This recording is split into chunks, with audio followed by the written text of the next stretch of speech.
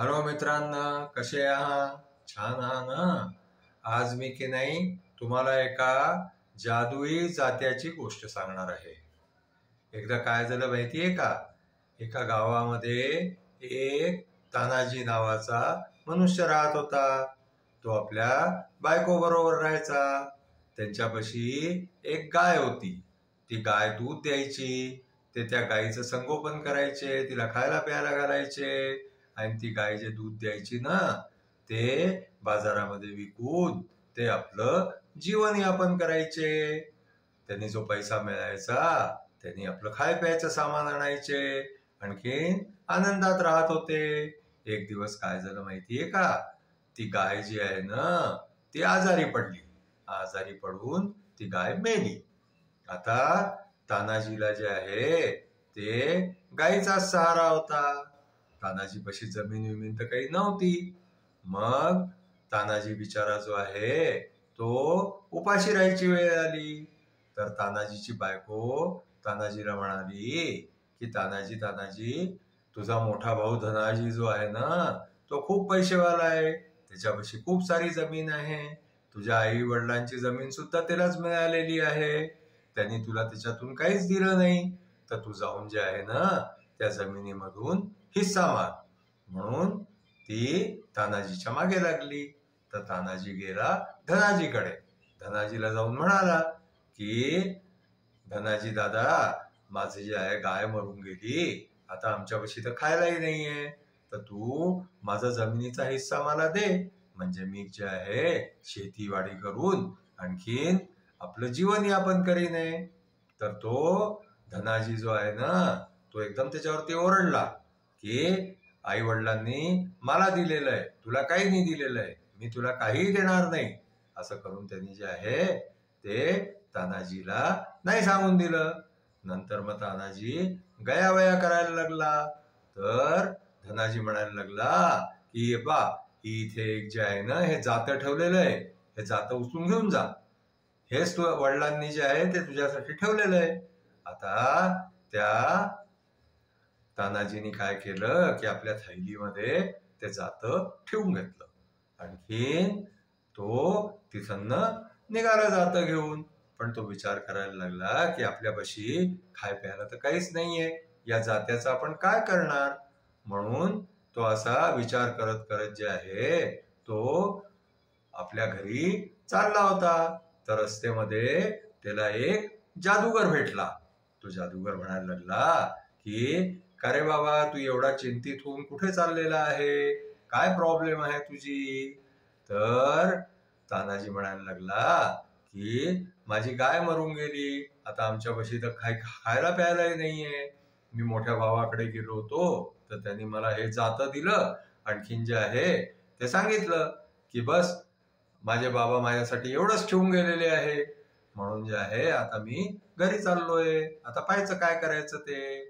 तर तो जादूगर म्हणायला लागला की थांब, मी तुझ्या या जात्याला जे आहे ना, ते जादूनी असं करून देतो की तू जे मागशील या जात्याकडून ते सगळं तुला मिळेल.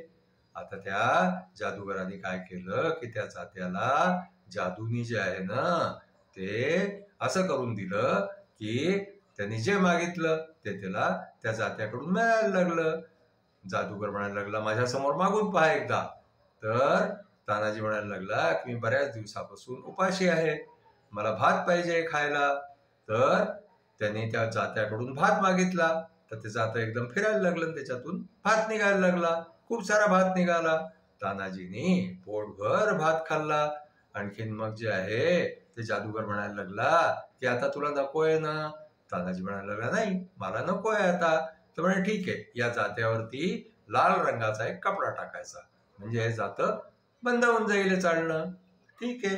आता तानाजीला ते जादूचं जातं मिळालं. ते घेऊन तो आपल्या घरी गेला.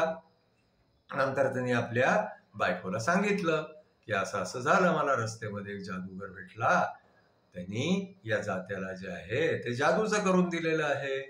मग तो तानाजी आणि त्याची बायको दोघ जण जे आहे ना, ते जात्याकडून वेगवेगळे वस्तू मागायला लागले. आटा मागायला लागले, तांदूळ मागायला लागले, गहू मागायला लागले, असं मागता मागता स्वतःची आवश्यकता पूर्ण झाली की बाकीचं सामान जे आहे ते बाजारामध्ये जाऊन विकायला लागले.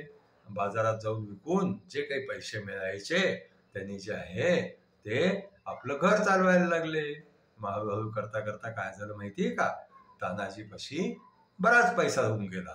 तानाजी पैसेवाला होऊन गेला. त्यांनी आपलं घर बांधून घेतलं आणि आनंदाने त्या घरामध्ये राहायला लागला. एक दिवस हे सगळं कोणाला कळलं? धनाजीला कळलं की अरे आपण तानाजीला तर फक्त जातच दिलं होतं, मग ह्याच्यापाशी जे आहे इतका पैसा कुठून ना आला. म्हणून धनाजी जे आहे चुपचाप येऊन तानाजीच्या खिडकीपाशी उभा राहिला आणि तो पाहायला लागला की हे सगळं काय चाललेलं आहे.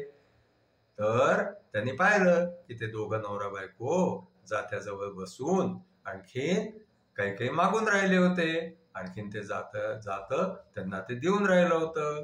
आणखीन त्या तानाजीची बायको थैल्यामध्ये ते सगळं धान्य भरून राहिली होती.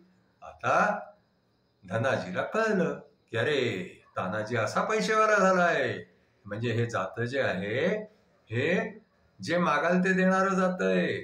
मग काय झालं की रात्री धनाजीने जे आहे ना ते जातं चोरलं आणि ते जातं चोरून तो आपल्या घरी घेऊन गेला. आणि घरी गेल्यावरती तो आपल्या बायकोला म्हणायला लागला की आता आपण हे गाव सोडून इथं जाऊया, मला हे जादूचं जातं मिळालेलं आहे.